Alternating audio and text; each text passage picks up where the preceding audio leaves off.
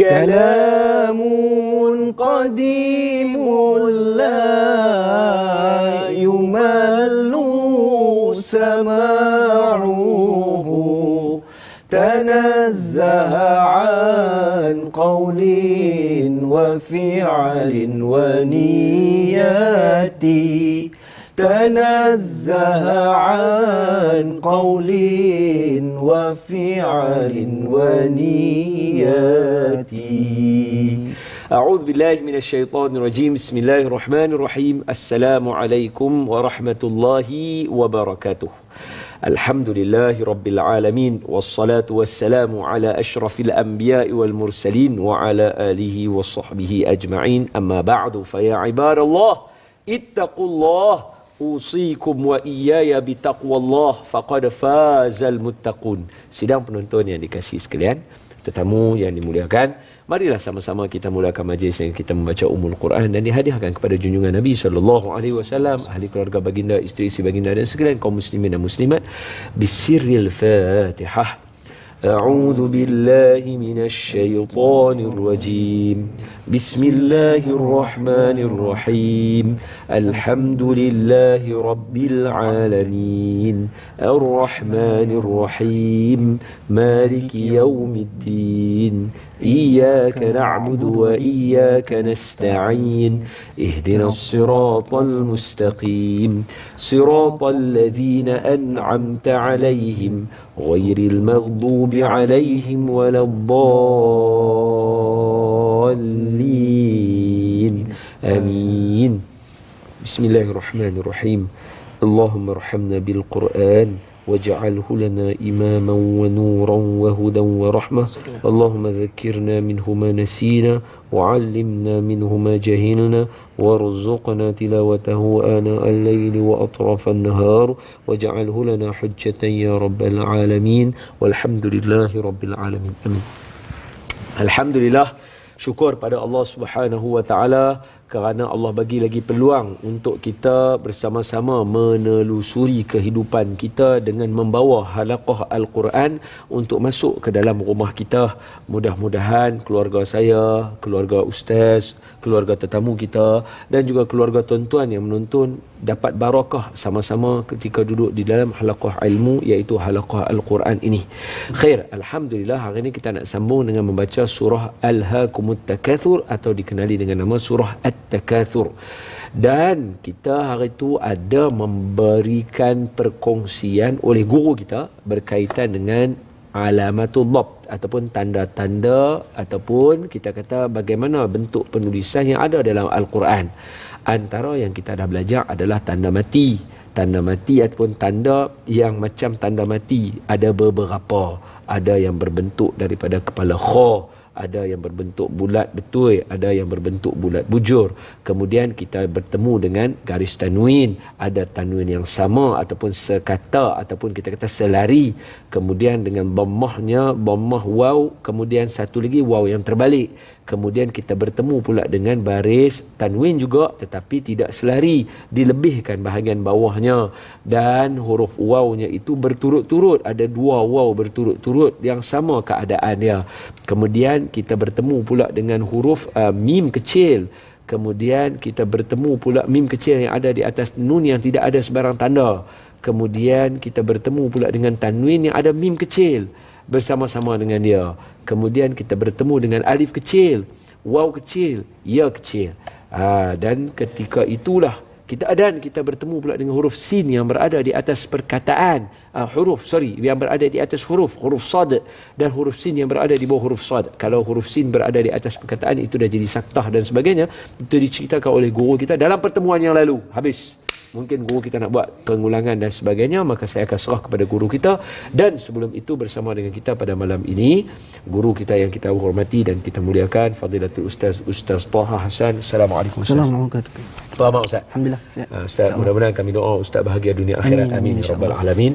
Dan terima kasih bersama dengan kita dan bersama dengan kita tetamu undangan kita adalah Abang Ahmad Syahziri bin Muhammad daripada kumpulan Kromok. Kalau tuan-tuan tahulah, saya tak tahu tapi masa saya sekolah menengah duduk dengarlah kawan-kawan duduk dengar kumpulan Kromok biasa main untuk opening kumpulan Metallica masa main dekat Malaysia dulu. Kemudian biasa memenangi kumpulan Abang, biasa memenangi pertandingan apa dah nama dia kumpulan dia Rosinu menang malam tu apa dia Rock Unite 2006. Dan sekarang bersama dengan kita, masya-Allah tabarakallah, mudah-mudahan suara abang dapat kita kongsi bersama-sama lah, insya-Allah khair ya abang. Dengan itu kita menyerahkan kepada guru kita untuk meneruskan majlis kita. Falyatafaddal mashkura. Bismillahirrahmanirrahim. Alhamdulillahirabbil alamin wassalatu wassalamu ala asyrafil anbiya'i wal mursalin wa ala alihi wa sahbihi ajma'in. Allahumma salli ala sayyidina Muhammad wa ala alihi wa sahbihi wa barik wasallim. Terima kasih kepada Ustaz Don kerana sudi memberikan ruang kepada saya untuk berkongsi dan berbincang tentang ilmu Al-Quran pada malam ini. Dan kepada tamu kita, ahlan wa sahlan saya ucapkan, Cikgu Mizi serta para penonton yang dirahmati Allah sekalian. Baik, kita sudah hampir mempelajari sebanyak 9 perkara atau tanda-tanda yang terdapat dalam Al-Quran, di mana sesiapa yang dapat menguasai kesemua tanda-tanda dalam Al-Quran ini ataupun dikenali sebagai istilahat ad-dab ini, maka dia dapat membaca Al-Quran dengan mahir, maka dia dapat membaca Al-Quran dengan bagus, maka dia tidak ada masalah dalam membaca Al-Quran. Begitu juga dalam memahami ayat Al-Quran. Jadi hari ini insya-Allah kita akan sambung satu lagi pengajian baru ataupun tanda baru dari 19 tanda yang ada, iaitu pada malam ini kita akan pelajari tanda mad panjang. Mad panjang. Tanda mad yang panjang. Saya lukiskan di papan putih ini. Tanda mad panjang. Okey. Kita selalu nampak akan tanda mad panjang ini. Banyak kita dah baca Quran. Bagi mereka yang dah sudah banyak khatam Al-Quran ataupun satu surah saja, berapa kali kita nampak tanda mad ini dalam Al-Quran? Terlalu banyak. Maka di bawah tanda mad ini kita akan jumpa beberapa hukum di bawahnya. Kita akan tahu bagaimana cara membacanya dan begitu juga panjang harakatnya. Baik, tanda ini adalah tanda mad. Dalam bahasa Arabnya mad. Mad dalam bahasa Melayu adalah panjang. Tanda ini hanya dan akan diletakkan di atas huruf mad sahaja. Iaitu huruf mad yang kita belajar dulu ada 3. Huruf mad iaitu yang pertama alif, waw dan ya. Ini adalah tanda mad, huruf mad. Jadi tanda mad ini akan diletakkan hanya di atas 3 huruf ini saja. Alif, waw dan ya. Selain daripada 3 huruf ini dia tak akan letak. Ini huruf mad. Alif, waw dan ya. Ini huruf apa? Mad. Huruf mad. Huruf mad ada 3, alif, waw dan ya. Tanda mad ini akan hanya diletakkan di atas huruf alif, waw dan ya saja. Tidak ada letak pada huruf ba, begitu juga ta, sa, jim dan sebagainya. Melainkan 3 huruf ini saja. Baik. Apabila tanda mad ini diletakkan di atas salah satu huruf tanda mad ini, maka bacaannya adalah lebih daripada 2 harakat. Apabila diletakkan hanya tanda ini di atas huruf salah satu huruf ini, maka tandanya, bacaannya dibaca lebih daripada 2 harakat. Kalau mad tabi'i kita baca 2 harakat betul. Tapi apabila diletakkan tanda ini di atas salah satu huruf ini, alif, waw dan ya ini, maka ianya dibaca lebih 2 harakat. Jadi di bawah hukum ini, tanda mad ini, apabila bertemu saja alif, waw dan ya ini, ada 3 hukum yang keluar daripadanya. 3 hukum yang keluar daripadanya. InsyaAllah kita akan bincangkan dengan lebih lanjut akan hukum ini selepas ini. InsyaAllah, kalau begitu kata guru kita, begitulah kata kita juga. Kita akan sambung selepas ini, insyaAllah. Alhamdulillah, kita kembali dalam 30 minit Ustaz Don menelusuri hidup Dan kita menelusuri kehidupan tuan-tuan di rumah dengan membawa halaqah Al-Quran daripada masjid perkarangan TV Al-Hijrah lah kita panggil, tapi berhampiran dengan Masjid Negara Malaysia. Kita bawa pergi masuk ke rumah tuan-tuan, halaqah Quran 4 orang, tapi yang baca 3 aja. Hak tu tak baca, hak tu baca pakai tangan, hak tu baca pakai tangan. Jadi kita 3 saja. Jadi mudah-mudahan ada barakah untuk tuan-tuan dan juga kami. Dan saya menyerahkan kembali kelas bagi guru kita yang berhenti daripada tanda mat panjang terkeluar padanya 3 hukum. Falyatafadhal mashkur. Baik. Jadi hukum yang pertama di bawah tanda mat ini, bila tanda mat ini letakkan salah satu huruf alif, waw dan ya ini, hukum yang pertama daripadanya adalah apabila tanda mat ini bertemu dengan hamzah dalam satu kalimah, maka terhasillah hukumnya mat wajib muttasil. Baik, saya tuliskan. Contoh, al-malaikatu.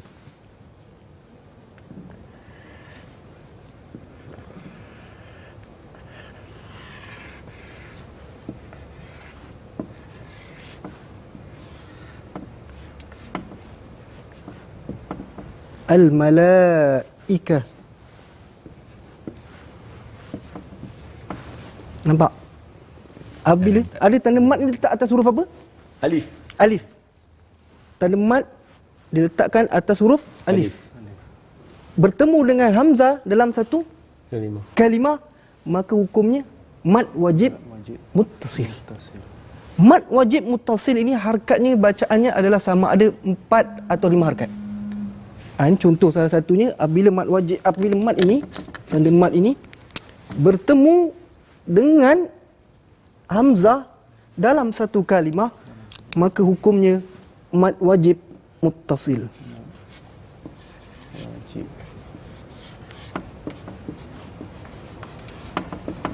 Muttasil. Mat wajib muttasil. Bacaannya, harkatnya 4 atau 5. Saya tulis di sini 4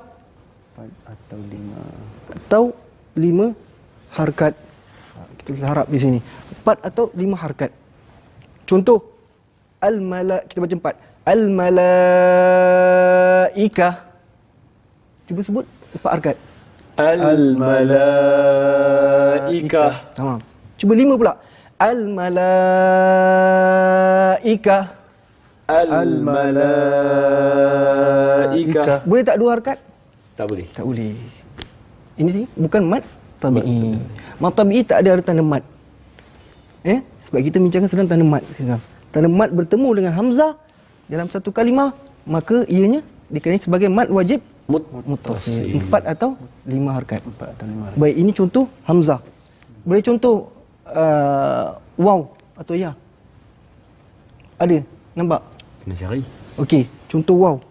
Contoh waw. Kita padam.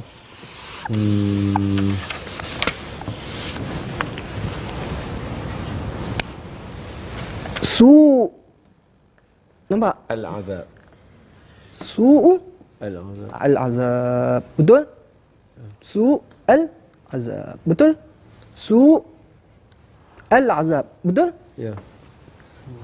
Nampak? Di sini ada tanda mat dia. Betul? Waw. Di atasnya ada tanda mat. Bertemu dengan hamzah dalam satu kalimah. Jadi hukumnya apa? Mat wajib muttasil.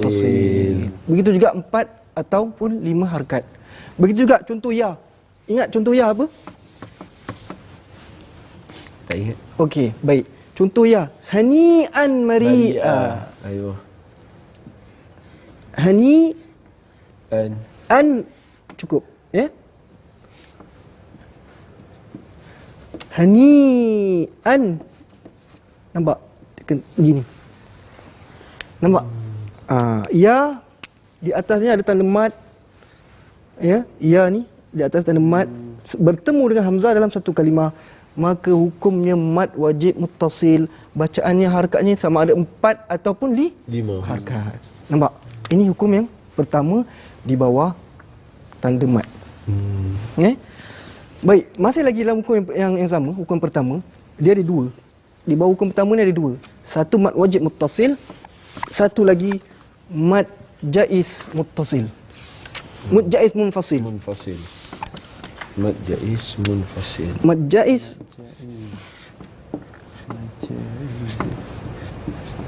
mad jaiz munfasil. Mad jaiz munfasil. Baik, macam mana nak kenal mad jaiz munfasil?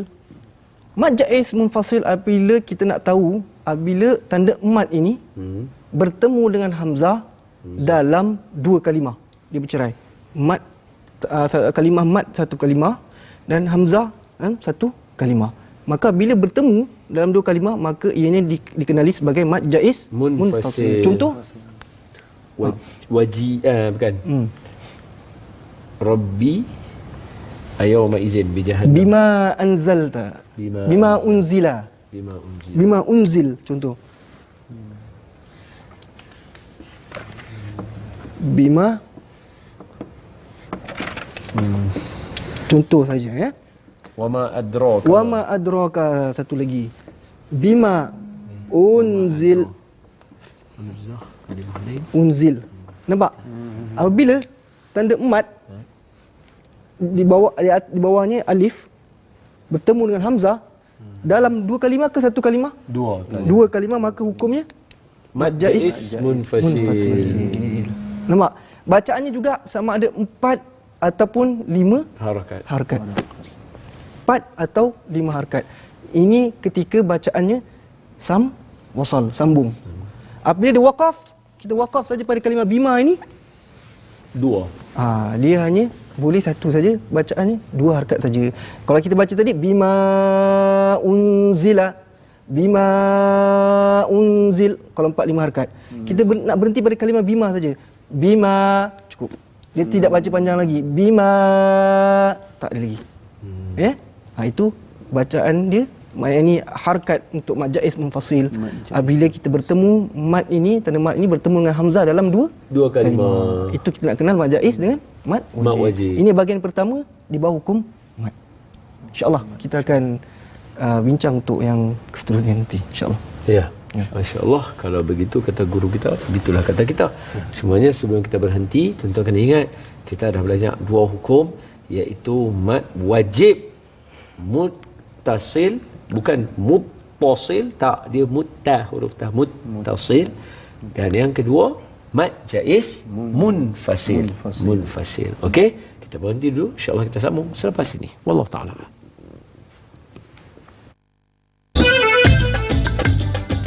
Alhamdulillah, kita kembali dalam 30 minit Ustaz Don menelusuri hidup, dan bersama-sama dengan saya Abang Shah Kromox dan juga bersama dengan guru kita. Kita dalam tajuk hari ini berkaitan dengan tanda mad yang panjang tu, tapi dalam surah yang kita nak baca adalah surah At-Takatsur. Cuma pengajaran kita yang kita dah belajar tadi ada 2. Bawah tanda mad ada 3, tapi yang kita dah belajar 2. Yang pertama mad wajib muttasil, dan yang kedua mad jaiz munfasil. Maka kita serah kembali pada guru kita. Falyatafaddal mashkura. Okey, bismillahirrahmanirrahim. Bahagian pertama tadi ada 2 hukum bawahnya, iaitu mad wajib muttasil dan mad jaiz munfasil. Jadi kita masuk bahagian yang kedua. Okey, bahagian kedua ini berlainan sedikit dengan bahagian yang pertama tadi. Bahagian kedua ni juga ada 2 lagi pembahagian dia. Baik, pembahagian pertama ianya dikenali sebagai mad lazim musaqqal kalimi. Mad lazim musaqqal kalimi ataupun mad lazim kalimi musaqqal, sama je, ya. Mad lazim kalimi musaqqal ataupun musaqqal kalimi. Baik. Mad lazim musaqqal kalimi apabila tanda mad, setiap tanda mad tadi yang bahagian pertama, tanda mad bertemu dengan hamzah sama dalam satu kalimah atau 2 kalimah. Bahagian kedua, tanda mad ini tak kira atas alif atau waw dan sebagainya, tapi atas alif bertemu dengan huruf yang bersabdu. Tanda mad bertemu dengan huruf yang bersabdu. Contoh, kita baca surah Fatihah selalu. di akhir surah Fatihah, ghairil maghdubi alaihim waladdallin. Kita ambil contoh waladdallin.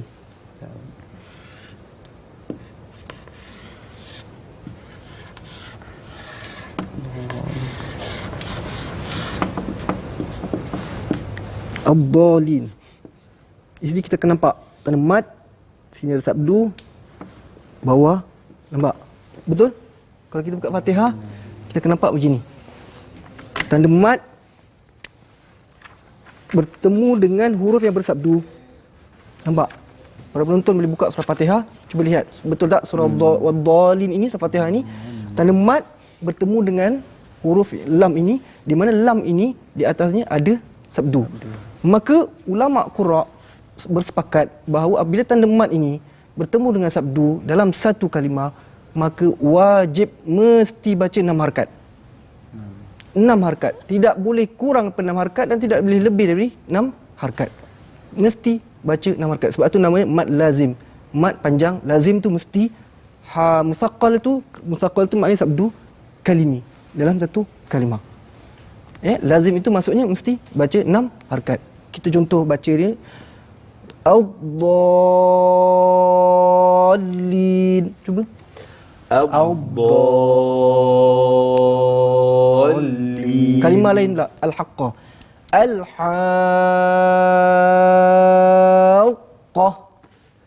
Al-haqqah. Lagi. Al-tammah.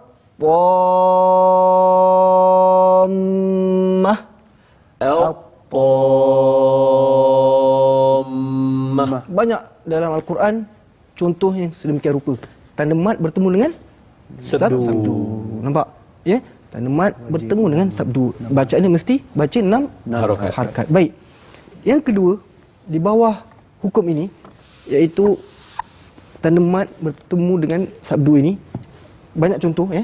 Baik, yang kedua, di bawah hukum ini, tanda mat bertemu pula dengan sukun. Yang kedua ini, tanda mat bertemu dengan sukun. Sukun ini tanda mati. Contohnya,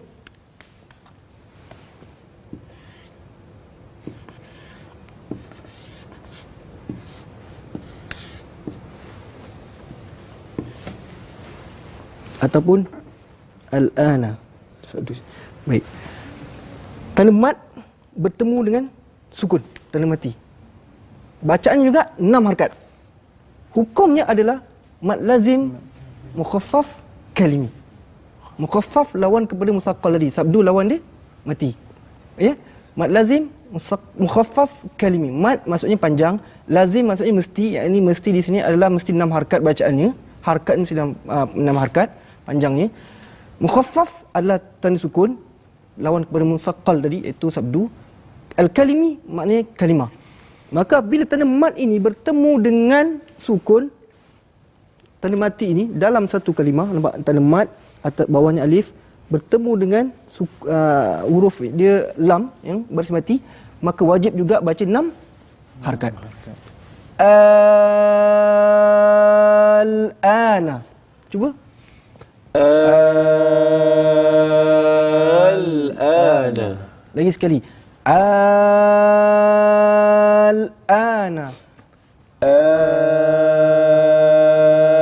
Al-ana. Baik. Itu contoh yang kedua. Baik, contoh yang ketiga di bawah hukum mat ini juga, ulama membahagikan kepada huruf sahaja. Dalam Al-Quran ada 26 surah yang dimulai dengan huruf muqatta'ah.